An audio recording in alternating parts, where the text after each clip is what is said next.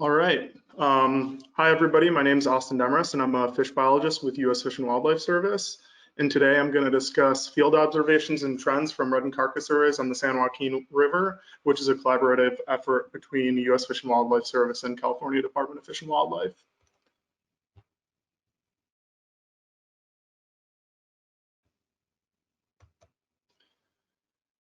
So today I'm going to provide you a background to surveys that have taken place in the restoration area, describe some of our objectives, discuss how we identify a red and the measurements that we take, and then talk about some of our results thus far.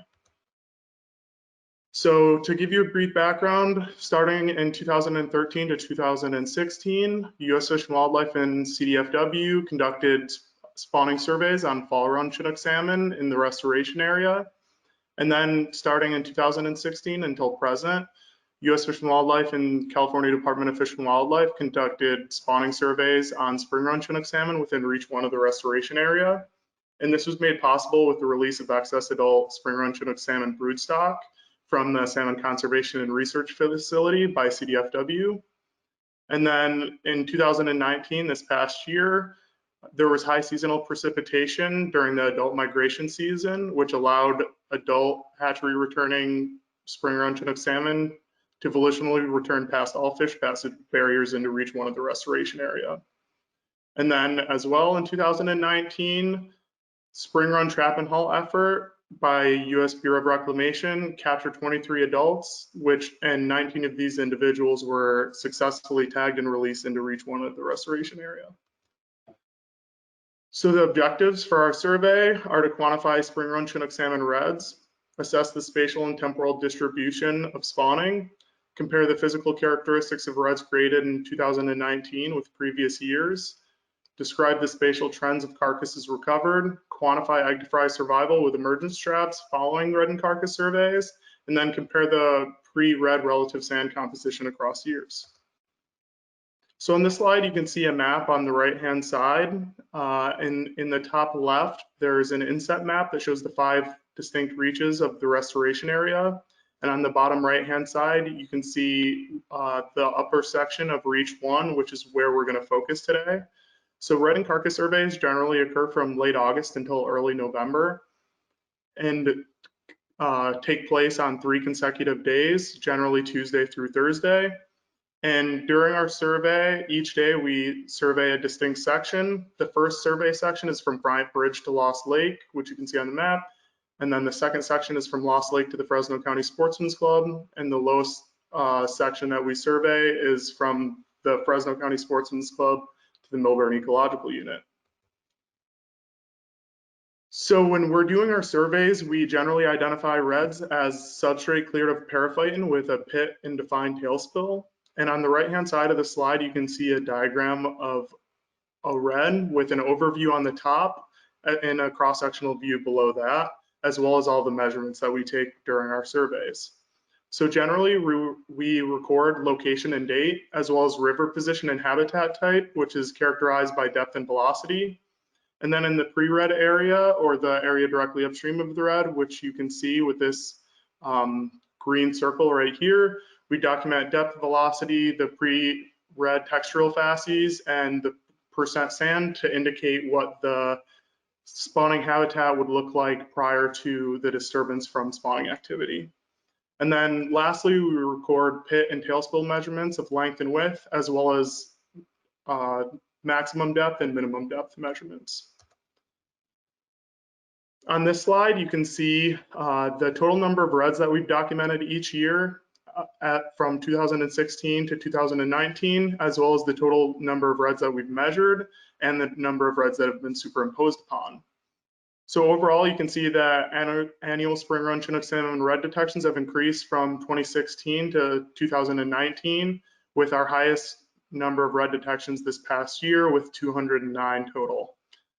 So superimposition occurs when a salmon creates a red on a pre-existing red, and the pre-existing red can generally experience scour or deposition, and both scour and deposition, which is important because this can potentially have negative impacts on the pre-existing red. And this past year, we documented 25 reds that experienced superimposition, or approximately 12%. And we've noticed that since 2016, with the increasing number of spawners within the restoration area, that we've documented more superimposition occurring. The San Joaquin River Restoration Program's fisheries framework specifies that superimposition should be less than 10% of fall run Chinook salmon on spring run Chinook salmon reds. However, with the only 400 individuals that we believe that 400 plus individuals we had within the restoration area this past year, we already surpassed that threshold, which suggests that we may potentially have spawning habitat availability limitations. So as you saw on the previous slide, we only measured 122 of the 209 reds this past year. And part of the reason for this is because we had popular spawning areas, or areas where reds were really densely constructed in a very small area. And on the map, you can see these distinct locations. One is just above Friant Bridge in the upper Friant Riffle. The second is in the main channel of the San Joaquin River, just below or just above the hatchery side channel. And then the lowest section is at the lower Willow unit, which some of you may be familiar with. And to the side of each of these individual insets for the red locations, there's drone photographs from DWR that kind of display where all of these individual reds were located, which can be seen by the light patches within these slides. So when we're doing our surveys, we have to physically access reds to take our measurements. And you can see that in the bottom left-hand side. And when we're accessing these reds, that is when we document superimposition. So we didn't want to negatively impact the reds within this area during 2019. So we didn't actually access these areas on specific reds that we may not be able to access without negatively impacting the others that are surrounding it. So this leads us to believe that superimposition was likely underestimated this past year. And in the future, we would like to investigate the potential effects of superimposition on egg to fry survival to see if that's having a negative impact on production within the restoration area. So as I mentioned on a previous slide, we documented 209 reds this past year. And you can see a map of all of the reds on the right-hand side. And reds are indicated by the blue circles, and the survey start and stop locations are indicated by the green star. And then the red clusters, or the popular spawning areas, are indicated by the circles on the map. So for the distribution of the reds, we documented 66%, or the majority of 138 reds between Friant Dam and Lost Lake. 34%, or 77, were located between Lost Lake and the Fresno County Sportsman's Club, and no reds were documented below the Fresno County Sportsman's Club, which is the lowest survey section. And something to just note for the next slide, the CDEC station locations, with FWQ being at the top, SJF being just below that, and Highway 41 being the lowest, representing the lowest survey section. So on this slide, you can see the average daily temperature plotted on the right-hand side, as well as the upper lethal spawning temperature, which is shown by the horizontal red dotted line. And the star on the graph just represents where there was gaps of data, and that data was linearly interpolated with the zoo package in R. So SJF is FWQ is the highest CDEC station, followed by SJF, and then Highway 41 at the lowest section, representing the lowest portion, or the lowest survey reach. So from looking at this graph, you can see that water temperatures were higher early in 2019 than 2018. And early in the season, it even surpassed the upper lethal spawning temperature, or 17 degrees Celsius, at the Highway 41 CDEC station, which you can see here by this black line surpassing that. And reds were detected below the Fresno County Sportsman's Club in the lowest section in both 2017 and 2018. However, they were not this past year in 2019. And we believe that the higher early temperatures in the spawning season may have influenced the spatial distribution of spawning activity, restricting spawning activity to the two upstream reaches. On this slide, you can see the temporal distribution of reds that we documented from 2017 to 2018, or 2017 to 2019. And throughout all 3 survey years, new reds have been detected as early as September 10th and as late as November 5th. Peak spawning occurred October 1st through October 4th in 2019, which you can see by this peak with the blue bars on the bottom. And in 2019, peak spawning occurred 1 week earlier than 2018, which you can see by the peak of these green bars, which is 1 week later than the blue peak below that. And we believe that this difference in timing is due to hatchery returning spring run Chinook salmon, which may spawn earlier than broodstock. So this past year, we recovered a total of 168 spring run Chinook salmon carcass and 1 Omicus carcass. On the right-hand side of this slide, you can see a map of the distribution of carcasses that we recovered, and as well as the start and stop locations and the 2 broodstock release locations with the red triangle, and then the distinct types of fish that are marked by the different colored circles. So overall, we documented a total of 104 female volitionally returning hatchery carcasses, and 92% of these were fully spawned. And then we also documented 43 males. And during our surveys, we don't record, or we mark the spawn status of males as unknown because it's difficult to determine whether or not they actually successfully spawned. Second, we recovered 2 females from the translocated hatchery returns that were released by USBR, and only 1 of these individuals had fully spawned. And then we also recovered 1 male translocated carcass. Lastly, we recovered 9 female carcasses from the broodstock release, 89% of which were fully spawned, and 7 males. And you can also just see representation of a female volitional return carcass on the top and a male volitional return carcass on the bottom. So on the right-hand side of this slide, you can see a box plot that shows the distribution of fish length for broodstock releases and hatchery return carcasses from 2016 to 2019. And as you can see from this plot, female broodstock release in 2016 were the smallest of all 4 survey years. We observed similar length size distribution from 2017 to 2019, and female hatchery return carcasses were generally larger than female broodstock, which you can see on the upper right-hand side with a darker gray box. And with the presence of these larger hatchery return carcasses, we expected to see larger reds. On this slide, you can see a box plot that shows the distribution of the average of the red area for reds that were documented from 2016 to 2019. And as you can see, red area has been variable by year.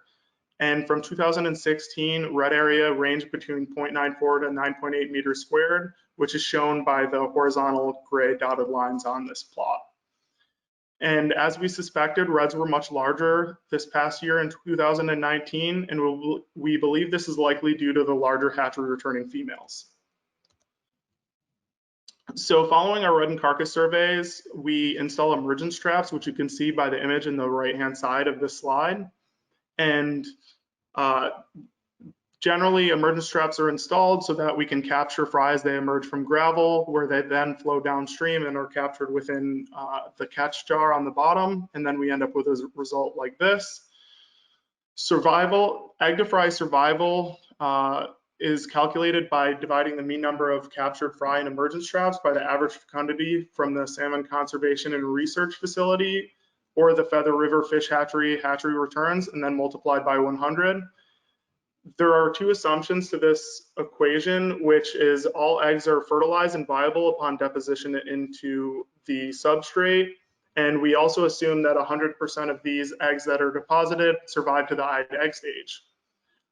So below that, you can see the fecundity estimates for the various types of fish. So the Feather River Fish Hatchery returns and the Salmon Conservation and Research Facility broodstock for both 2018 and 2019. And then our results below that, which show that our egg to fry survival estimates range between 0.3% to 15.4% in 2018, and then in 2019 they range from 15.4% to just a little bit above 21%. On this slide, you can see when we're doing our surveys, we visually assess the pre-red area or the pre-red patch, which is 0.5 meters by 1 meter squared. And as I mentioned before, this gives us an idea of what the substrate would look like prior to disturbance from spawning activity within the restoration area. And our different facies are broken down into 3 distinct size classes, which is sand, gravel, and then cobble. And in 2019, the pre-red textural facies, the most dominant type was gravel, followed by sand and then cobble. And throughout the past few survey years, we've seen that sand composition has increased each year since 2017. And we believe that this higher sand composition is due to the high flow events from wetter water years that we've observed from 2017 to 2019, which resulted in the sediment reorganization within spawning riffles within each one of the spawning area.